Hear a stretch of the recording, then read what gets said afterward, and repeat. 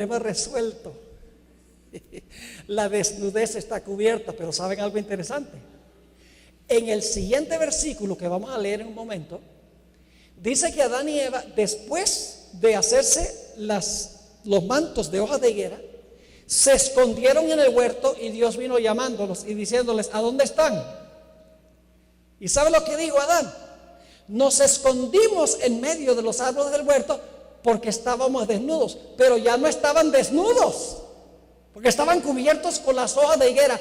Obviamente Adán y Eva sabían que esos mantos artificiales no cubrían la desnudez de su alma, su desnudez espiritual. Por eso aún se sentían desnudos después de haberse cubierto con las hojas de higuera. Ahora, ¿qué representan las hojas de higuera? Las hojas de higuera representan nuestro intento de ofrecer excusas por el pecado, de ofrecer una justificación por nuestros actos pecaminosos. El contexto lo indica claramente. Noten Génesis 3 y el versículo 9 al 13. Génesis 3 y el versículo 9 al 13. Dice Jehová Dios llamó al hombre y le dijo: ¿dónde estás tú? Y él respondió: oí tu voz en el huerto y tuve miedo, porque estaba desnudo y me escondí. Y Dios le dijo: ¿quién te enseñó que estabas desnudo? ¿Has comido del árbol de que te mandé que no comieses? Y ahora fíjense lo que dice el hombre. Está tratando de justificar su pecado. Dice: y el hombre respondió: la mujer que me diste por compañera me dio del árbol y yo comí. ¿Qué representan las hojas de higuera? El intento que hacemos de justificar nuestro pecado, de ofrecer excusas por el pecado. Y luego Dios viene a donde la mujer. Según el versículo 13, entonces Jehová Dios dijo a la mujer: ¿qué es lo que has hecho? Y dijo la mujer: la serpiente me engañó y comí. ¿Qué están tratando de hacer Adán y Eva? Están tratando de ofrecer explicaciones de por qué pecaron. Están procurando ofrecer justificativos por su pecado. Están tratando de excusar su pecado. La misma escritora nos dice lo siguiente: las hojas de higuera representan los argumentos que se fabrican para cubrir la desobediencia. ¿Captaron eso? Lo leo de nuevo. Las hojas de higuera representan los argumentos que se fabrican para cubrir la desobediencia. Cuando el Señor atrae la atención de los hombres y las mujeres a la verdad, entonces comienza la fabricación de los mantos de higuera para cubrir la desnudez del alma. Pero no se cubre así la desnudez del pecador. Y hasta el día de hoy, la gente trata de cubrir la desnudez de su pecado ofreciendo excusas por el pecado. Por ejemplo, algunas de esas excusas son: pastor, la carne es débil. O pastor, las atracciones del mundo son demasiado poderosas. O decimos: el diablo me tentó. Mis padres me dieron un mal ejemplo. Nací así, está en mis genes. Es la mujer o el hombre que me diste. Crecí en un medio ambiente malo y vivo a donde las influencias son negativas. Empezamos a ofrecer toda clase de excusas por el pecado, toda clase de justificaciones por el pecado. Eso es lo que significa cubrirse con el manto de hojas de higuera, procurando ofrecer excusas y justificaciones por nuestros actos pecaminosos. Pero eso no cubre la vergüenza de nuestra desnudez, la desnudez del alma. No restaura nuestro manto de luz física, ni restaura tampoco nuestro manto espiritual de justicia. La Biblia deja muy en claro que aún después de cubrirse con las hojas, Adán y Eva se sentían desnudos. Y así es que Dios pronunció sobre nuestros primeros padres la sentencia de muerte. Una sentencia terrible, algo que nunca había sucedido originalmente en este mundo. Ahora vamos a repasar cuál era la situación del hombre para que podamos entender la condición precaria en la cual se encontraba. La ley de Dios, los 10 mandamientos exigen absoluta y completa perfección. ¿Ustedes creen que la ley de Dios exige perfección? Absolutamente. La ley dice, obedéceme y vive. Pero tienes que obedecerme perfectamente, porque si tú no me obedeces perfectamente, eso es pecado. ¿Saben lo que es pecado? La Biblia lo define. Primera de Juan, el capítulo 3 y el versículo 4. Primera de Juan, el capítulo 3 y el versículo 4. Dice, todo aquel que comete pecado infringe también la ley, pues el pecado es ¿qué cosa? El pecado es infringir la ley. Así que la ley dice, ofréceme una perfección absoluta y completa. Si tú no me ofreces esa perfección absoluta y completa, tú eres un pecador. Y yo pregunto, ¿cuál es la paga del pecado? Note lo que dice en Romanos el capítulo 6 y el versículo 23. Romanos 6 y el versículo 23. Y solamente voy a leer la primera parte del versículo. Dice, porque la paga del pecado es ¿qué? Es muerte. Así que la ley dice, obedéceme y vas a vivir. Si no obedeces, eso es pecado. Y si tú pecas, tienes que ¿qué? Tienes que morir. También dice en Romanos 5 y el versículo 12. Romanos 5 y el versículo 12. Por tanto, como el pecado entró en el mundo por un hombre, y por el pecado entró ¿qué cosa? La muerte. Así la muerte pasó a todos los hombres por cuanto todos pecaron. Es decir, la ley dice, obedéceme y vive. Si no me obedeces, eres pecador. Y si eres pecador, tienes que morir. Ahora yo pregunto, ¿cuántos de los que estamos presentes aquí somos pecadores? Si hay alguno que no es pecador aquí, levante la mano. Si levantara la mano, sería el primer pecado porque es mentiroso. Y la Biblia dice, no hablarás falso testimonio. La Biblia nos dice en Romanos 3 y el versículo 10, como está escrito, no hay justo ni aún uno. Y en Romanos 3:23 dice, por cuanto todos pecaron y están destituidos de la gloria de Dios. Es decir, la ley dice, obedece perfectamente lo que yo digo y vas a vivir. Si no obedeces lo que yo digo, eso es pecado. Y si pecas, mueres. Y todos hemos pecado, así que todos estamos bajo sentencia de ¿qué? Todos estamos bajo sentencia de muerte. Ahora escuchen lo que voy a decir. Cuando el hombre pecó, primero perdió su manto de justicia espiritual. Luego perdió su manto de justicia físico y literal y quedó desnudo. Pero ¿saben cuál es la desnudez más grande de todas las desnudeces? El apóstol Pablo en 2 Corintios el capítulo 5 compara la muerte con la desnudez. Es decir, la desnudez final es cuando el cuerpo regresa al polvo, se descompone y se desintegra. En ese momento, como Dios le dijo a Adán, polvo eres y al polvo serás tornado. Ese es el momento de la desnudez final, la muerte. Es decir, Adán y Eva estaban en problemas serios y todos sus descendientes también, porque la ley exige perfección. Si no le ofrecemos perfección, somos pecadores, y si somos pecadores, somos reos de muerte. Y como todos somos pecadores, todos estamos bajo sentencia de muerte. Es decir, no había nadie en el planeta Tierra que pudiera ofrecerle a la ley lo que la ley exige, que es perfección y muerte por el pecado. Ahora, hay algo interesante cuando examinamos la historia de la caída en la creación. Noten Génesis, el capítulo 2 y el versículo 17. Génesis, el capítulo 2 y el versículo 17. Dice, mas del árbol de la ciencia del bien y del mal no comerás.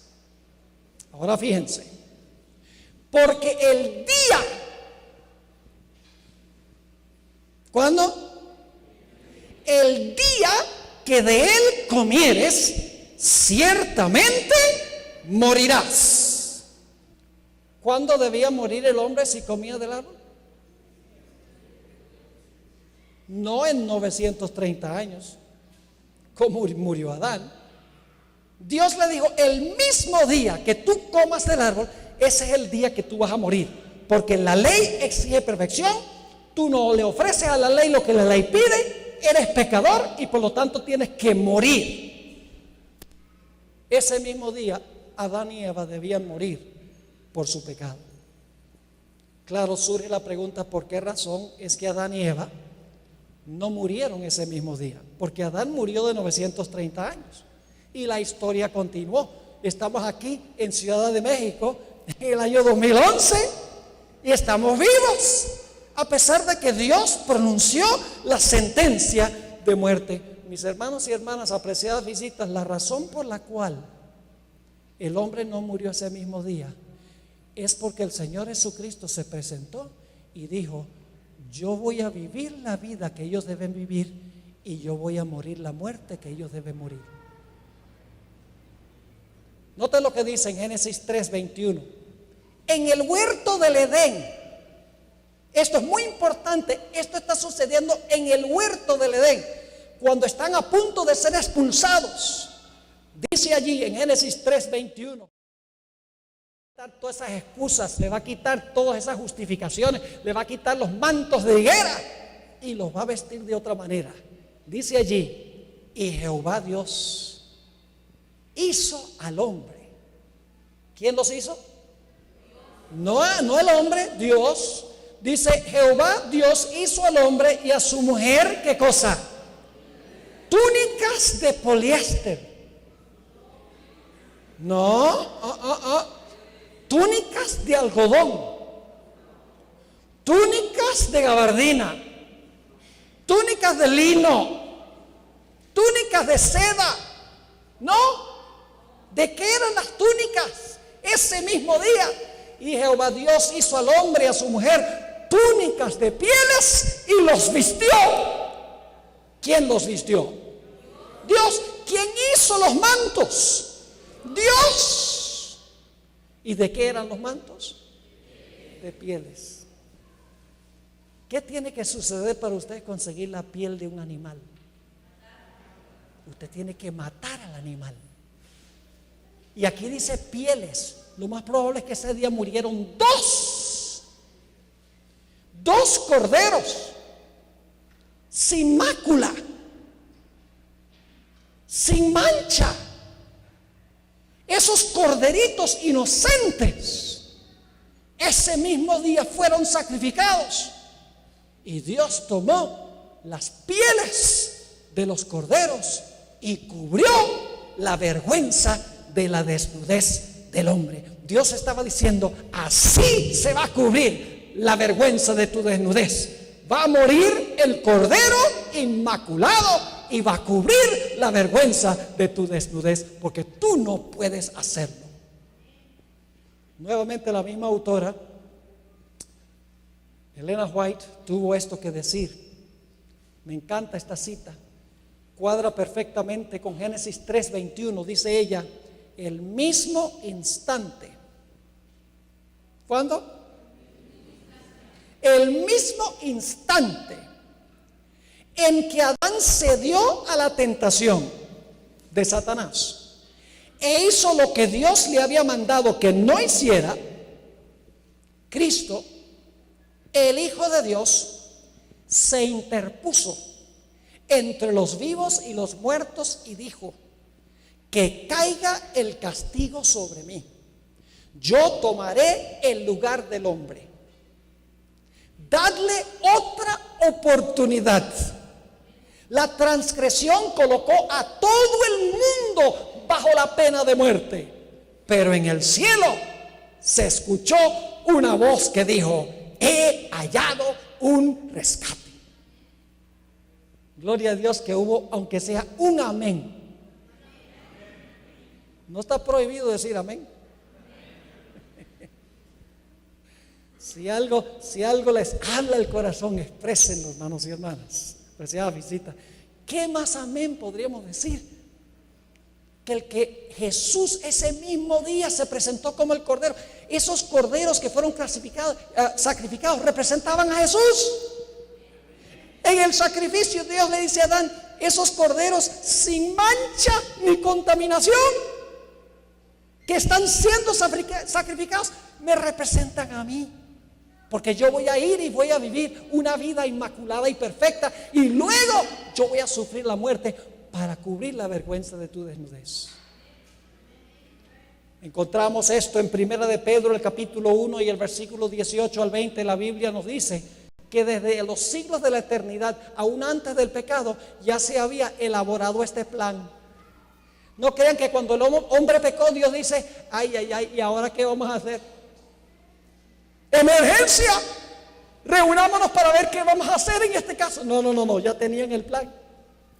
1 de Pedro 1, 18 al 20 dice: sabiendo que fuisteis rescatados de vuestra vana manera de vivir, la cual recibisteis de vuestros padres, no con cosas corruptibles como oro o plata. Es decir, no fuimos redimidos por oro o plata, sino ¿con qué?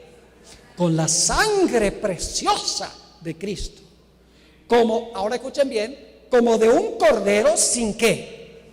Sin mancha y contaminación, ya destinado desde antes de la fundación del mundo. Es decir, el plan se hizo desde allá, pero manifestado en los postreros tiempos por amor de vosotros. Ahora surge la pregunta: ¿por qué Jesús podía ofrecer tomar el lugar de todos nosotros si Él es uno y nosotros somos muchos? ¿Cómo uno puede tomar el lugar? ¿Cómo uno puede vivir la vida que todos debemos vivir? ¿Y cómo uno puede morir la pena de muerte que nosotros debemos morir? La razón es muy sencilla. Solo el que creó a todos podía ofrecer tomar el lugar de todos. Yo pregunto: ¿Jesús fue el creador de todos los seres humanos? Cada vez que hago esa pregunta, no falta alguien que venga después y me diga: no, pastor, Dios no me creó a mí, yo vine fue de mi mamá. Entonces le digo: ok, ¿y tu mamá de dónde vino? Pues de la mamá de ella. ¿Y la mamá de ella de dónde vino? De la mamá de ella. Y si continuamos la cadena, ¿a dónde terminamos? Pues con Adán y Eva. Cuando Jesús creó a Adán y Eva, creó a toda la raza humana, porque toda la raza humana viene de Adán y Eva. Es decir, solo aquel que creó a todos los seres humanos podía ofrecer su vida en lugar de todos los seres humanos. Pero Él tenía que hacer dos cosas: tenía que vivir una vida perfecta y luego tenía que morir. A veces nosotros enfatizamos solamente la muerte de Cristo, pero escuchen bien: antes de morir, Jesús tenía que vivir una vida de obediencia a la ley, porque Él tenía que tejer un manto de justicia perfecta que pudiera darnos a nosotros, y luego tenía que cargar con nuestros pecados, pagando la pena de muerte. Tenía que vivir por nosotros y tenía también que morir por nosotros. Y eso vino a ser Jesús. Ahora, había profecías en el Antiguo Testamento que apuntaban hacia esta obra del Señor Jesucristo. ¿Sabían ustedes que en el sistema de sacrificios del Antiguo Testamento, la víctima tenía que ser absolutamente sin mancha y sin mácula? El sacerdote tenía que examinar la víctima de una forma meticulosa para cerciorarse de que la víctima que se iba a ofrecer no tuviera ningún defecto. Quiero leer de Levítico 22, el versículo 20 al 22, para que ustedes vean en el sistema de sacrificios cómo la víctima tenía que ser sin mancha, tenía que ser sin defecto. Dice allí en Levítico 22 y el versículo 20: ninguna cosa en que haya defecto ofreceréis, porque no será acepto por vosotros. ¿Están captando eso? Es decir, el sacrificio era a favor ¿de quién? Del pueblo de Israel.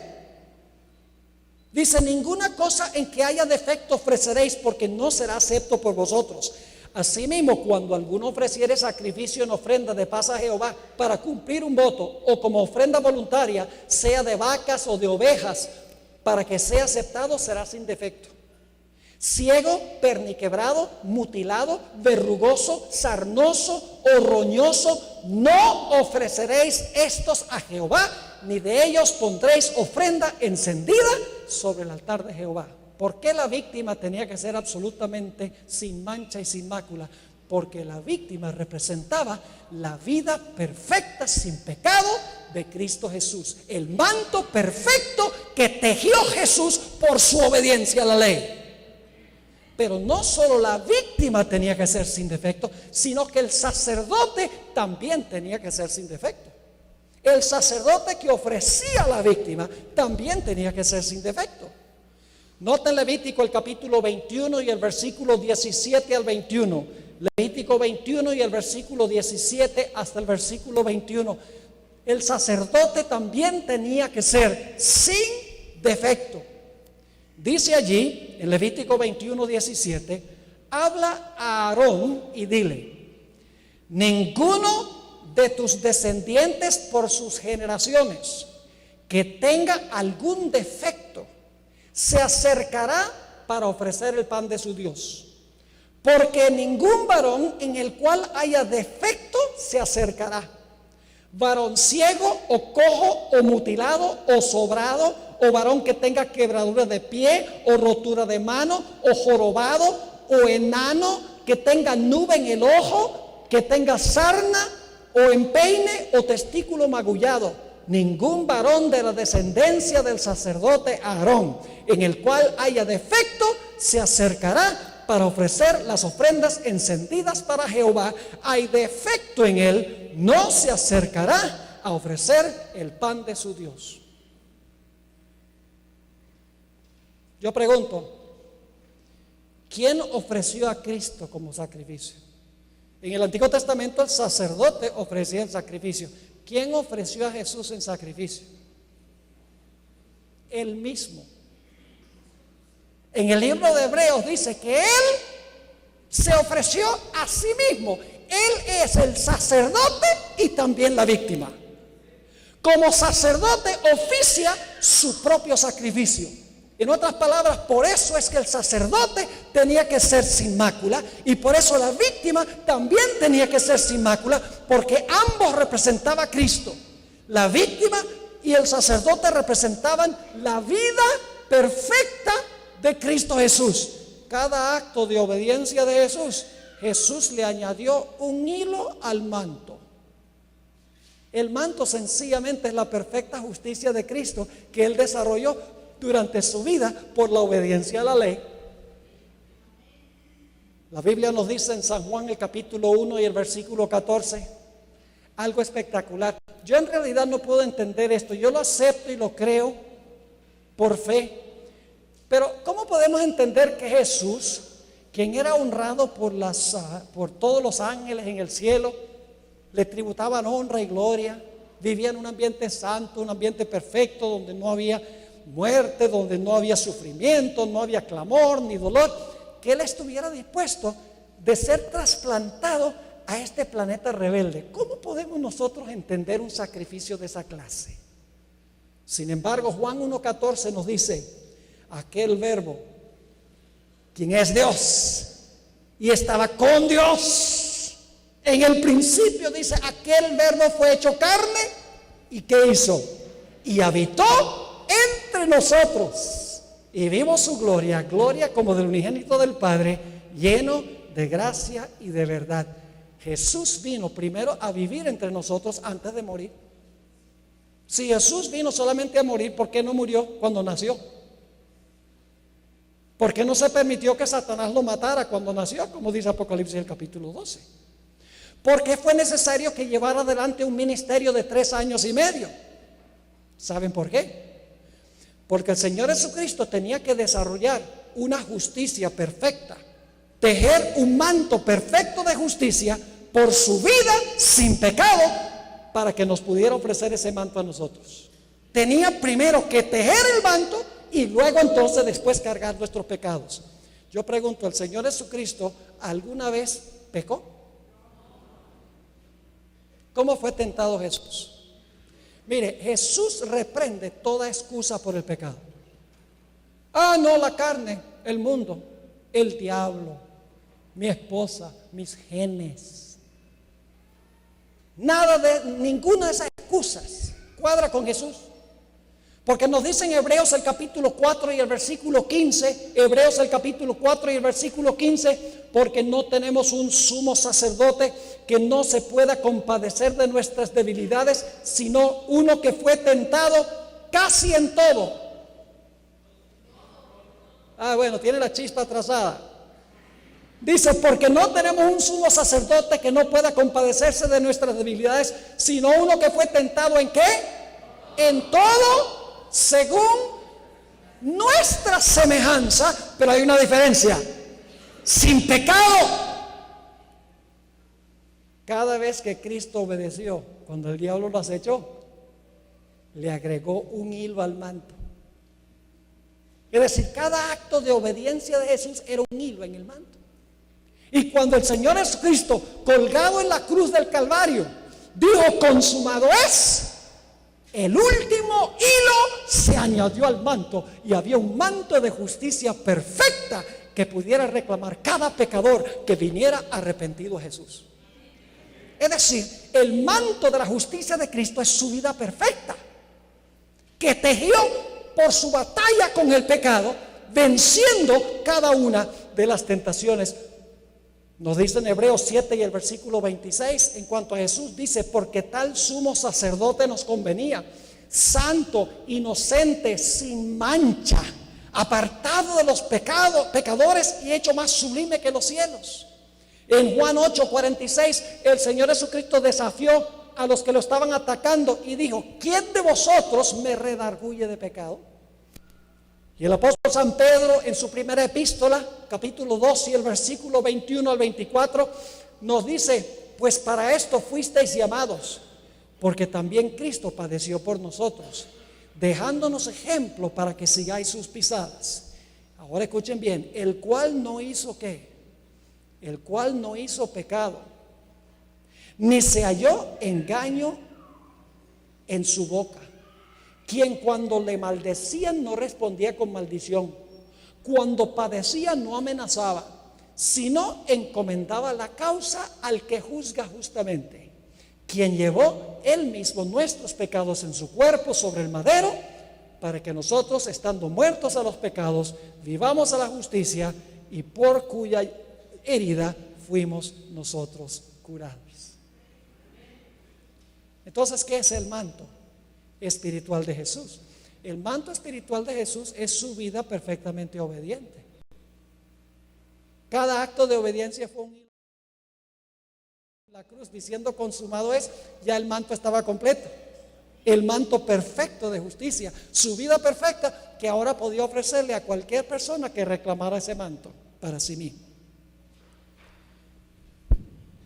En Mensajes Selectos, tomo 1, página 256, encontramos esta declaración: no debemos albergar ni la menor duda en cuanto a la perfección impecable de la naturaleza humana de Cristo.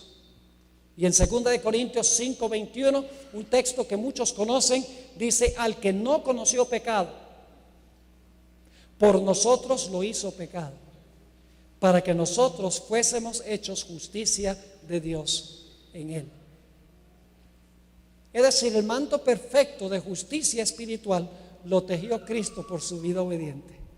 Pero ahora escuchen bien: no era suficiente que Jesús viviera una vida perfecta ofreciéndole a la ley la perfección que la ley exige. No era suficiente, porque nosotros teníamos todos los pecados y había que pagar por esos pecados. ¿Y cuál es la paga?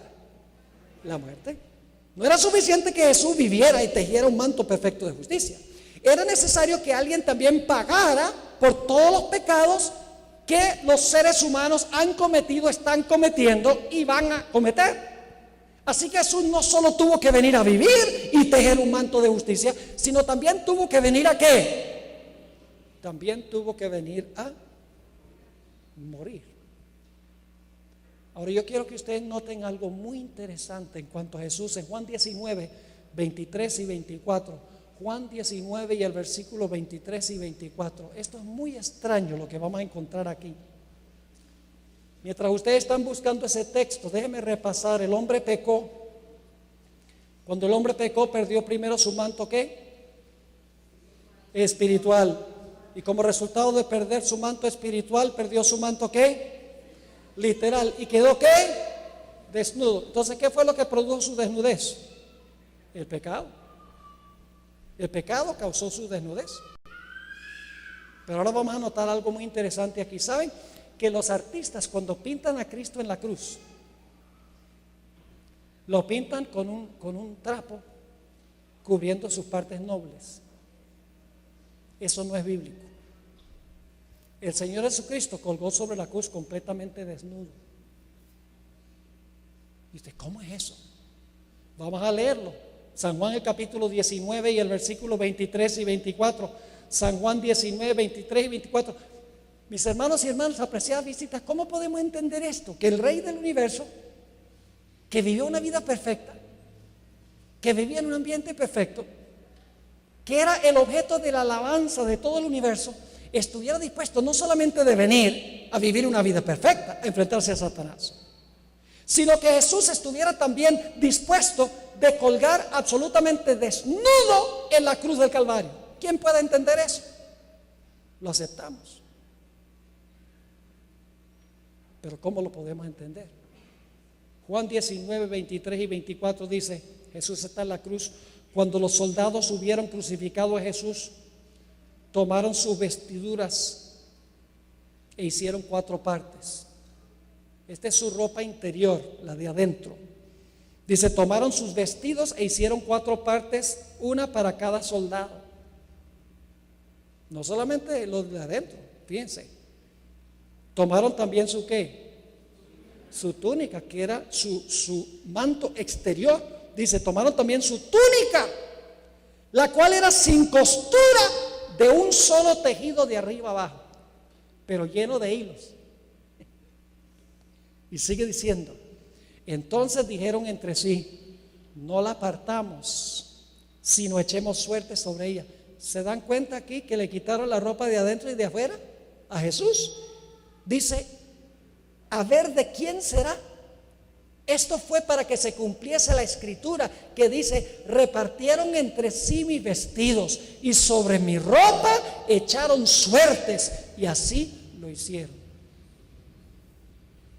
Ahora, yo digo que esto es raro y ustedes lo van a entender. ¿El Señor Jesucristo alguna vez pecó? No. Vivió una vida absolutamente ¿qué? Perfecta. Y como tenía perfecta justicia, ¿cómo debía estar vestido? Con un manto glorioso de luz. Pero el que vivió una vida perfecta está desnudo, cuando debería haber estado vestido con un manto glorioso. ¿Por qué razón es que Jesús en la cruz colgó desnudo cuando tenía justicia perfecta y era santo e inocente? Porque el Señor Jesucristo estaba colgando en la cruz no por los pecados de Él, sino que estaba colgando en la cruz por los pecados nuestros. Él tomó sobre sí nuestra desnudez.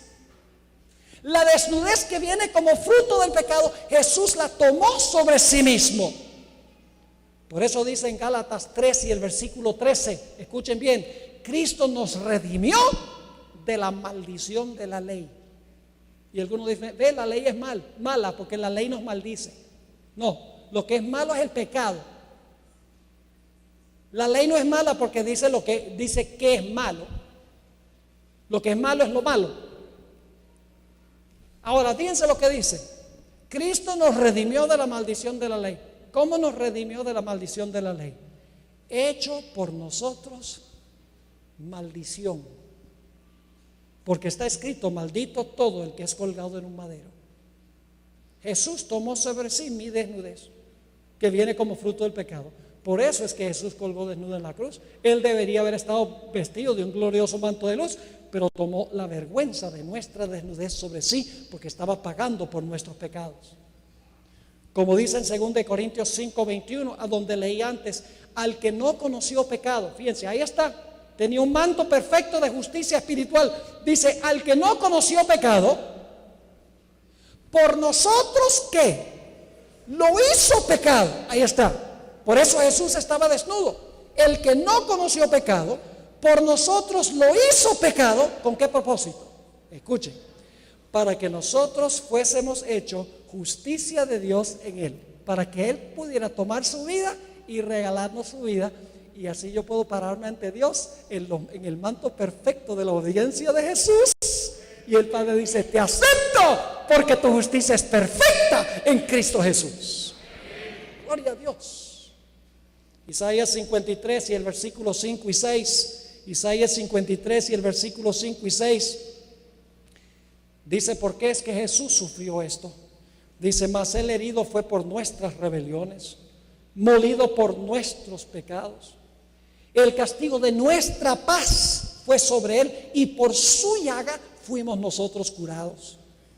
Todos nosotros nos descarriamos como ovejas, cada cual se apartó por su camino. Ahora escuchen bien, mas Jehová cargó en Él el pecado de todos nosotros. ¿Cómo podemos entender eso? Lo aceptamos por fe, pero qué amor tan grande ese, que estuviera dispuesto de venir para vivir y ofrecerle a la ley lo que la ley exige, y luego entonces morir la muerte que la ley exige, y hacerlo por cada ser humano que jamás haya vivido sobre el planeta Tierra. Ahora, no podemos terminar esta noche sin tratar un punto muy importante. La vida que Jesús vivió, la vivió para cada ser humano que jamás haya vivido en el planeta Tierra. La muerte que Jesús sufrió, la sufrió por todo ser humano que jamás haya vivido, está viviendo o vivirá sobre el planeta Tierra. Es decir, Jesús vivió por todos y murió por todos. Vivió en lugar de todos y murió en lugar de todos. Entonces algunos dirán, bueno, si Jesús vivió en lugar de todos y murió en lugar de todos, entonces todos se van a salvar.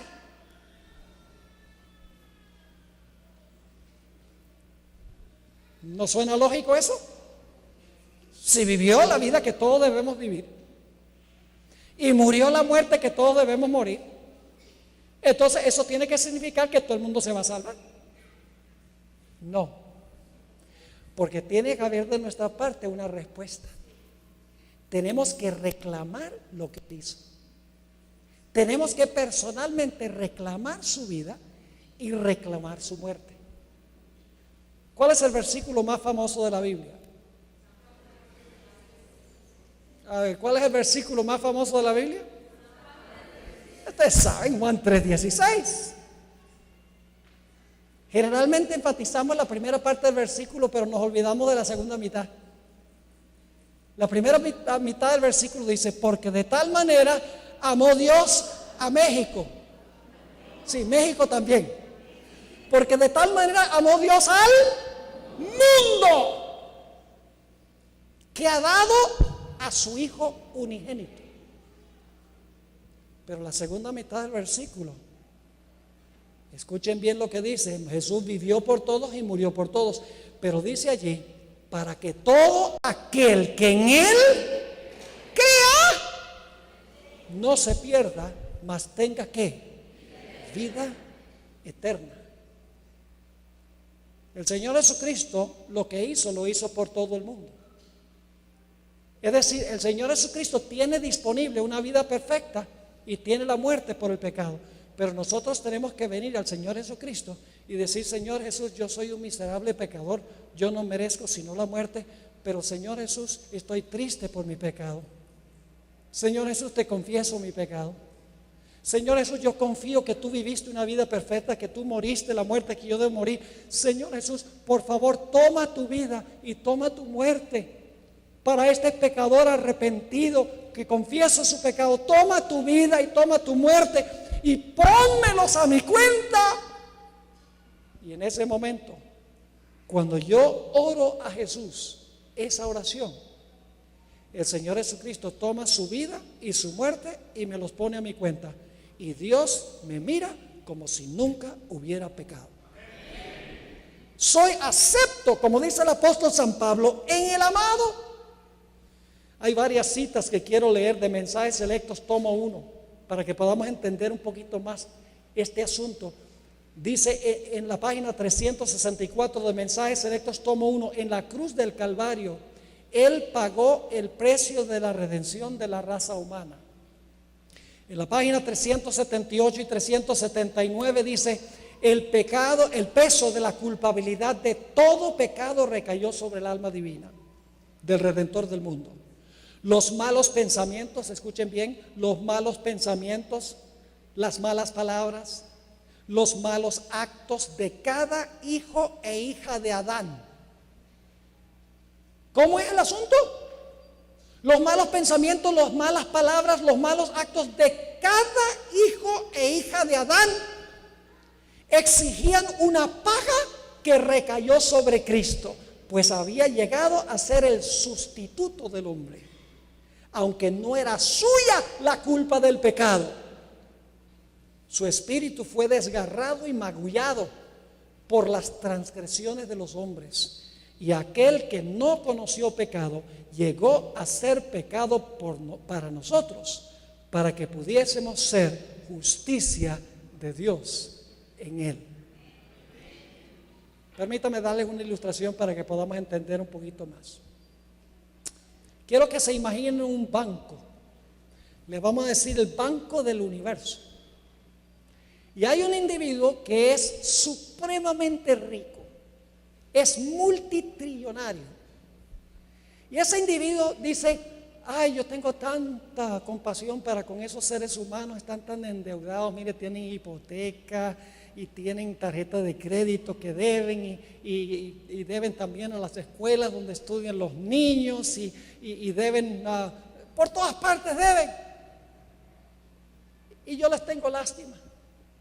Así que yo voy a agarrar suficiente capital de los recursos ilimitados que tengo y yo voy a hacer un depósito en un banco que sea suficiente para pagar las deudas de todos los seres humanos: la cuota del carro, la hipoteca de la casa, las cuentas educativas, las tarjetas de crédito, todo se puede pagar. Voy a depositar suficiente dinero en el banco para cancelar todas las deudas de todos los seres humanos. Yo pregunto, ¿hay suficiente capital para pagar todas las deudas de todos los seres humanos en el banco? Claro que hay, claro que sí. Yo dije que depositó suficiente capital para pagar todas las deudas de todos los seres humanos. Solo hay una condición, y es que usted tiene que venir al banco a sacar la plata. ¿Qué sucedería si usted no va al banco para pedir el dinero? Se queda endeudado, aun cuando el dinero está allí. ¿Me están entendiendo? Cuando Jesús vivió y murió, depositó suficiente capital en el banco del cielo para salvar a todo ser humano y cancelar su deuda. Pero solo aquellos que vengan arrepentidos a Jesús y confiesen sus pecados y reclamen su justicia se van a beneficiar con el capital que está en el banco. Los demás se van a quedar endeudados, pudiendo haber pagado sus deudas a través de Cristo Jesús. Es decir, nada más porque Jesús vivió su vida perfecta y murió por el pecado, no significa que todo el mundo se va a salvar. Aquellos que reclaman lo que Jesús hizo personalmente e individualmente son los que se van a salvar. Ahora quiero terminar formulando dos preguntas. ¿Cuándo es que nosotros nos vestimos con el manto espiritual de Jesús? Y la segunda pregunta es: ¿cuándo vamos a ser vestidos con el manto de luz literal? Porque la restauración significa que Él tiene que restaurar los dos mantos, ¿sí o no? ¿Cuántos creen que para restaurarnos como éramos en el comienzo, Él tiene que restaurar los dos mantos? Tiene que restaurar los dos. ¿Cuál creen ustedes que tiene que restaurar primero? ¿El físico o el espiritual? El espiritual, exactamente. ¿Y cuándo recibimos ese manto espiritual? Gálatas 3, 26 y 27. Solo vamos a leer dos textos más. Gálatas 3, 26 y 27 dice cuál es el momento en que Cristo toma su vida y su muerte y los pone a su cuenta. Y usted es aceptado en Cristo Jesús y Él lo cubre con el manto de su justicia y perdona los pecados. Y esto lo vamos a estudiar más detalladamente mañana. Dice en Gálatas 3, 26 y 27: porque todos sois hijos de Dios por la fe en Cristo Jesús. Pero ahora escuchen: porque todos los que habéis sido, todos los que habéis sido bautizados en Cristo Jesús, de Cristo estáis vestidos. ¿Cuándo es que Cristo nos viste con su manto de justicia espiritual? En el momento del bautismo. En el momento del bautismo usted está en Cristo. Ya no tiene que preocuparse de lo que Jesús piensa de usted, de lo que Dios piensa de usted, porque ahora Dios no lo mira a usted, sino que Dios mira a Jesús, porque tú estás en Él. Es decir, lo primero que restaura a Jesús es el manto espiritual de su justicia. ¿Cuándo es que el Señor Jesucristo va a restaurar el manto de luz literal? Cuando venga Cristo en poder y gloria. Los que tengan el manto espiritual van a ser cubiertos con el manto glorioso literal. 1 Corintios 15, 51 al 54 tiene la descripción gloriosa de ese momento. Yo anhelo que llegue ese momento. Dice allí en 1 Corintios 15, 51: he aquí os digo un misterio, no todos dormiremos, pero todos seremos transformados en un momento, en un abrir y cerrar de ojos, a la final trompeta. Porque se tocará la trompeta y los muertos serán resucitados incorruptibles y nosotros seremos transformados. Y ahora escuchen, porque es necesario que esto corruptible se vista de incorrupción. Fíjense, se vista de incorrupción. Y esto mortal, ¿qué? Se vista de inmortalidad. Y cuando esto corruptible se haya vestido de incorrupción y esto mortal se haya vestido de inmortalidad, entonces se cumplirá la palabra que está escrita: sorbida es la muerte en victoria. ¿Anhelan ustedes que llegue ese momento? Una pregunta que me hace mucha gente es: pastor, ¿usted no tiene miedo de montarse en un avión? Quiero decirles que lo que llevo de este año, he viajado casi 300,000 millas en avión, que son 450,000 kilómetros este año, y todavía el año no ha terminado. Todavía me quedan 3 viajes este año. Y la gente me pregunta: pastor, ¿usted no tiene miedo que se vaya a caer el avión? Y yo le digo: ni un poco de miedo tengo. Dice: ¿usted es capaz de dormir en el avión? Sí, como un bebé. Duermo, tal vez no tan bien como en mi cama, pero duermo bien. Y dicen: ¿cómo puede dormir bien? Yo no puedo dormir nada porque estoy todo el tiempo preocupado de que se vaya a dañar el avión y el avión se vaya a caer. Y yo le digo: ¿sabe? Yo no tengo miedo, y le voy a explicar por qué razón. Porque yo tengo el manto espiritual de Cristo, yo estoy en Cristo. Y mi Biblia me dice que si yo llego a morir, los muertos en Cristo resucitarán primero. Así que si yo muero, voy a dormir un poco más de tiempo que lo normal, pero me voy a despertar porque estoy en Él. Yo te pregunto: si tú te fueses a tu casa esta noche sin aceptar a Cristo como tu Salvador, sin tomar tu decisión de vestirte de la justicia de Cristo, y llegases a morir esta noche, ¿qué sucedería en el momento de la resurrección? Fuera de Cristo. Fuera de Cristo no hay salvación. tenemos que estar cubiertos con el manto de la justicia de Cristo Jesús. Y eso viene cuando nosotros lo aceptamos como nuestro Salvador, arrepintiéndonos, confesando nuestros pecados, confiando en Él y luego confirmándolo a través del bautismo. Yo quiero preguntar en esta noche a los que estamos presentes, ¿cuántos queremos darle gracias a nuestro Dios por haber estado dispuesto a enviar a Jesús para vivir por nosotros y para morir por nuestros pecados? Gloria a Dios. Pero se me ocurre pensar que posiblemente haya personas aquí que todavía no han entregado su vida a Jesús. Y le gustaría esta noche decirle al Señor Jesús, yo no me voy a ir a mi casa esta noche sin entregar mi vida a ti, sin tomar esa decisión de estar en ti, arrepentirme del pecado, confesar mis pecados, confiar en los méritos de tu justicia. Señor Jesús, yo quiero irme a mi casa estando en ti. Yo pregunto esta noche, ¿hay alguien que no ha recibido a Cristo como Salvador, que le gustaría decir eso esta noche, levantando la mano? Yo quiero tener una oración por usted en esta noche. Levante la mano si hay alguien así. No tengan miedo de levantar la mano. Mire, no debe darnos vergüenza levantar la mano ante un público. Pónganse de pie, más encima. Por favor, pónganse de pie. El Señor Jesucristo dice, cualquiera que se avergüence de mí, yo me avergonzaré de él. Debemos tomar una posición pública en favor del Señor Jesucristo. Algún día tendremos que pararnos solos para testificar por el Señor Jesucristo.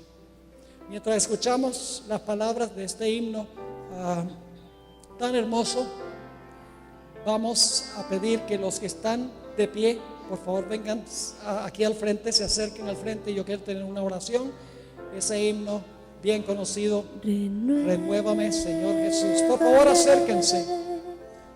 Señor Jesús, ya no quiero ser igual. Amén. Renuévame, Señor Jesús, pon en mí tu corazón, porque todo lo que hay dentro de mí necesita ser cambiado, Señor. Amén. Porque todo lo que hay dentro de mi corazón necesita más de ti. Vamos a pedirle a Amy que interrumpa por un momento antes de cantar la siguiente estrofa. Yo sé que hay más que 4 personas en esta noche que necesitan al Señor Jesucristo. Yo no quiero que nadie se vaya a su casa esta noche sin tomar a Jesús como su Salvador personal, para que estés en Cristo. No dejes que las presiones de los amigos, las presiones de los compañeros de trabajo, los obstáculos que ves por delante impidan que tomes esta decisión. Yo pregunto, ¿hay alguien más que quiere unirse a este grupo en esta noche? Yo quiero orar por ti. Tal vez pienses, yo soy demasiado malo, he cometido demasiado pecado, Jesús no me puede perdonar a mí. Escuchen, no hay ningún pecado que Jesús no haya cargado. Los cargó todos. No importa cuál sea el pecado, cuán grande sea, puedes tener la certeza de poder recibir la vida de Jesús y su muerte por el pecado. ¿Hay alguien más en esta noche? Gloria a Dios. Tenemos otro caballero que se ha unido a este grupo. Yo sé que hay otros. El Espíritu Santo está rompiendo el hielo. Es difícil a veces responder ante un público, pero no debe ser. Jesús lo dio todo por nosotros y nosotros debemos estar dispuestos de pararnos por Él. ¿Quién más? Gloria a Dios. Se acercan algunos más. Gloria al Señor. La mejor decisión que han tomado en sus vidas, la decisión de recibir la vida eterna. ¿Qué puede ser más importante que tomar la decisión de recibir la vida eterna en Cristo Jesús. Gloria a Dios. Un joven se acerca también. El Señor Jesucristo ama a los jóvenes, tiene toda la energía para compartir el mensaje glorioso de la redención.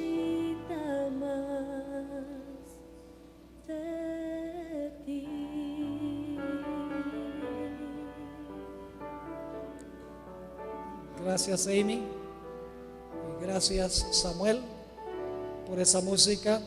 Momentáneamente voy a tener una oración, pero no quiero tener esa oración sin darle la oportunidad a cada uno de los que están ahora en el valle de la decisión. El Espíritu Santo está luchando con tu corazón, con tu conciencia.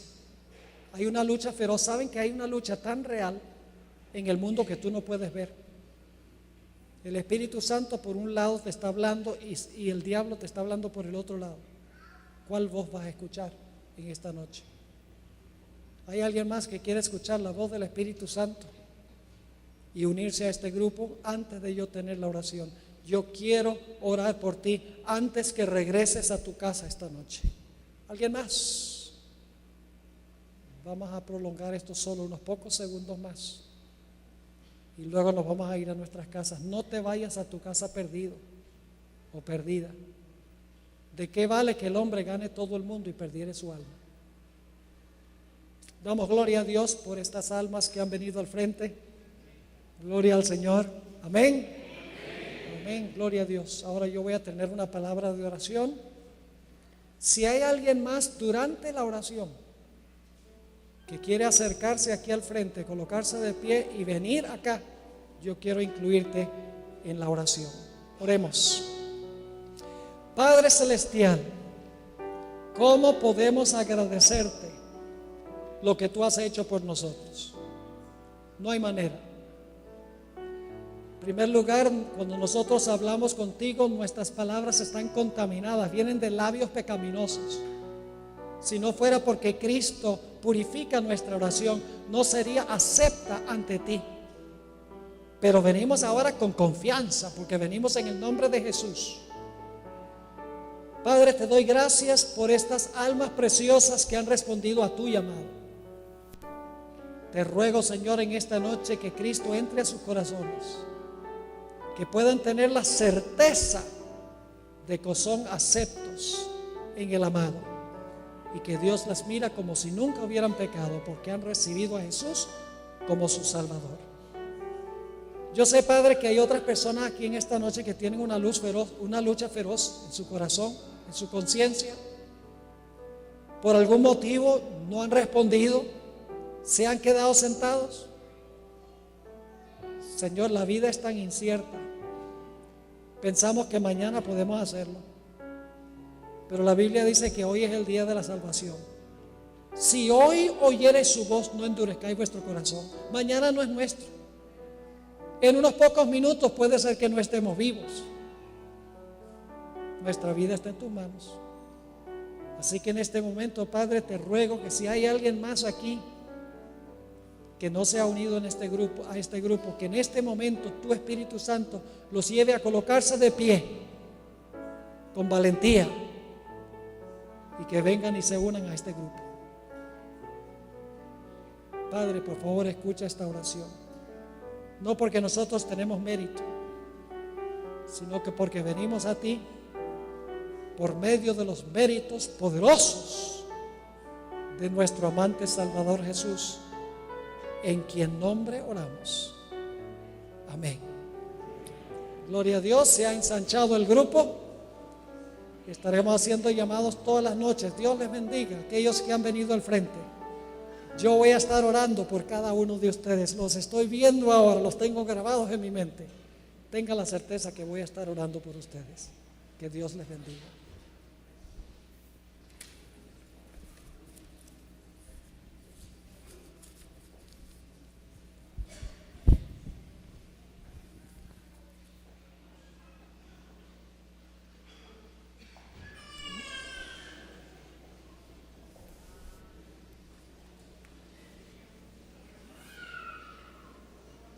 Agradecemos a cada uno por habernos acompañado en esta hermosa noche. Sin duda que hemos